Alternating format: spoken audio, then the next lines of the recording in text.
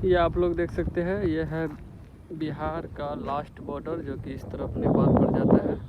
और ये कोसी बैरेज का नदी है, वहाँ पे आगे पुल है और ये कोसी बैरेज का नदी है, देख सकते हैं।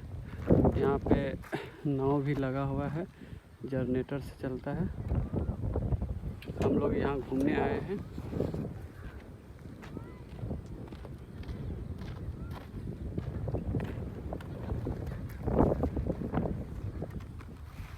और